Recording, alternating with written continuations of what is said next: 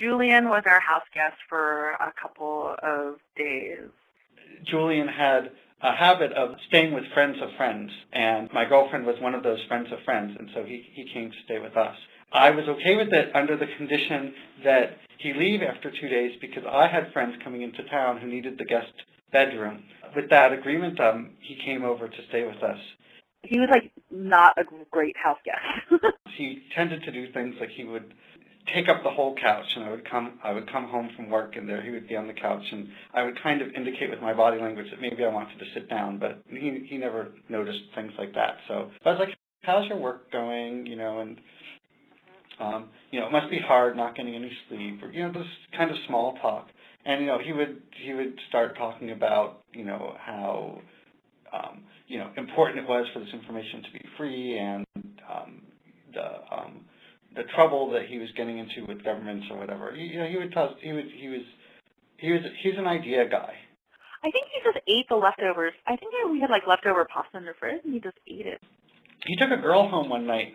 We came home and we're like, they seem to be people are home, but no one's around. And a few minutes later, the bathroom door opens up, and Julian walks out. I guess he'd been taking a shower. He walks out wearing a towel. And a few moments later, this girl also walks out, also wearing a towel. And we sit there and chat, and she makes no sign of leaving. And I believe she spent the night with him in our apartment. There was something also totally horrible that he did. He, took my laptop. I presume that he was hard at work on the big WikiLeaks leaks that they eventually did. And he was working on this a lot. He doesn't need very much sleep. He was doing this all not on his own computer, but on my girlfriend's computer. And at the end, when he was done and ready to leave, he wiped the computer, to make sure that, if it fell into nefarious hands, they couldn't track all the work he was doing.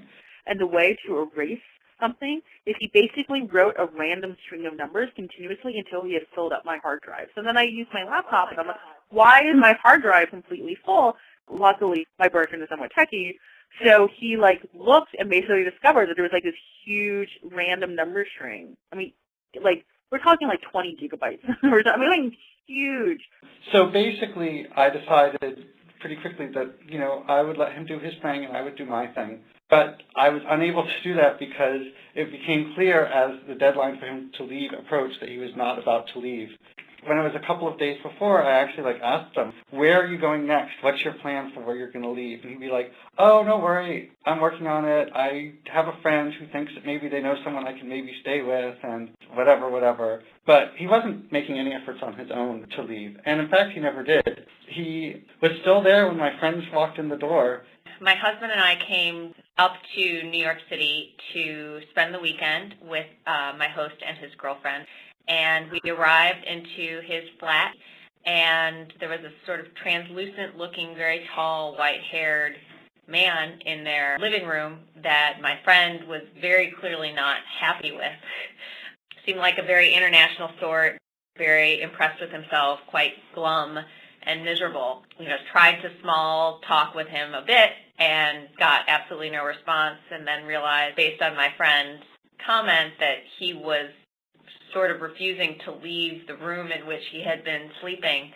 And we didn't really know how to respond to that other than my friend saying, well, Julian's going to have to leave, and him giving some sort of snarly response like, well, I'll take care of it. But he didn't. So my friend and my husband and I went out, I think for dinner down the street, came back.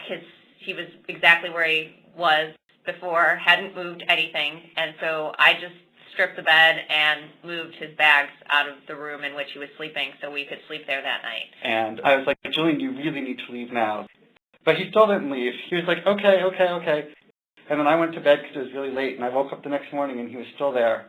We woke up the next morning, I went out to go for a run, and Julian was still there and sort of looking miserable. He still didn't leave. He stayed, I think, 2 or 3 days after the point where my friends got there. Just hanging out in our house doing who knows what during the middle of the night when I was asleep. He wasn't the kind of person who was very aware of other people's needs. Something about bringing in rotted fruit, but I don't remember the details of that. I don't remember for sure, but I seem to remember him bringing in rotted fruit, yes.